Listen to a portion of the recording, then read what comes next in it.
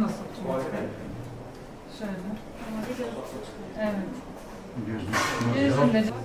Aynen. Gözlüğünü alayım mı Cüneyt? Gözlüğünü var. Bir şey olmaz. İhtiyacı yok gözlüğü. Basınç olmadıktan sonra akar.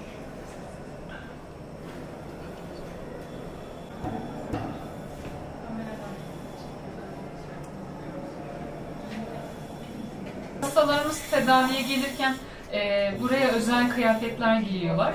Bu kıyafetler yanmaz oluyor, alevi iletmez oluyor. Ayrıca yanlarında da herhangi bir ekipman ya da bir araç gereç olmaması gerekiyor. Mevcut olduğu gibi dışarıda da operatör arkadaşlarımız ve bizler gerek kameralardan seansı takip ediyoruz.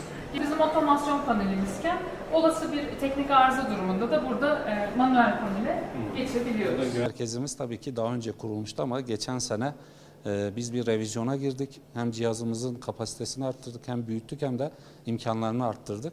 Artık anestezili işlemler daha güvenli yapılabilecek bu merkezimizde, entübeli hastalarda. Hem de diğer bütün hastalarımızın tedavi erişimini kolaylaştıracak bir sürü düzenleme ile beraber güzel bir merkeze dönüştü.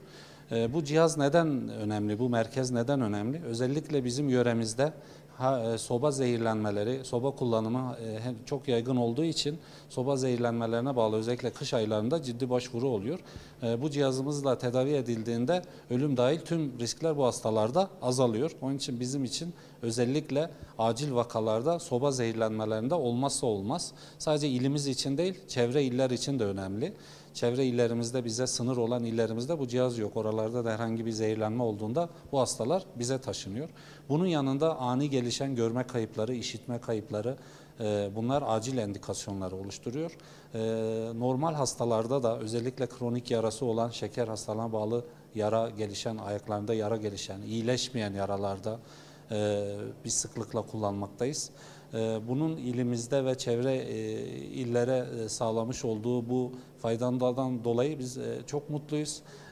Bugün ekibimizle beraber hem hekimlerimiz hem bu alanda yetişmiş hemşire arkadaşlarımız, teknisyenlerimiz ve diğer çalışma arkadaşlarımızla beraber hem entübeli hem de normal hastalarda bu hizmeti 24 saat prensibine göre hafta içi hafta sonu demeden tüm hastalara uygulayabilecek düzeydeyiz.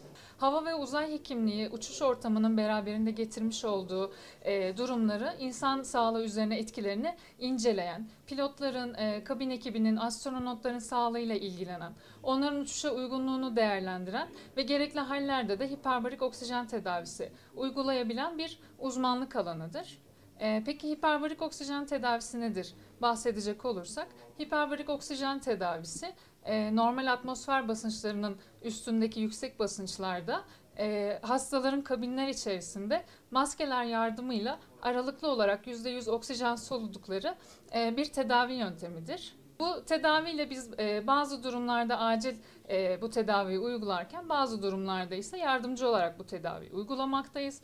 Özellikle kış aylarında soba zehirlenmesi olarak bildiğimiz karbonmonoksit zehirlenmelerinde ani görme kayıplarında bu tedaviyi acil olarak uygulamaktayız. Bu klinik özellikle sadece Van ili için değil, bölge için çok kritik bir tedavi. Çünkü özellikle kış aylarında çok çetin ve soğuk bir coğrafyada soba zehirlenmeleri oldukça sık görülüyor ve bizim de kış aylarında en çok aldığımız hasta grubu bu grup oluyor.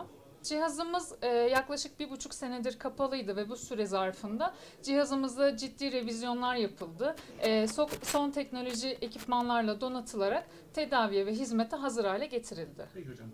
Hiperbarik oksijen tedavisini hava ve uzay hekimleri uzmanları ve sualtı ve hiperbarik tıp uzman hekimleri vermekte ve sayılarımız oldukça az olmakla birlikte özellikle Van şehrimiz ve diğer çevre şehirlerimiz yani bu bölgemiz bu tedavi açısından oldukça şanslı konumdalar.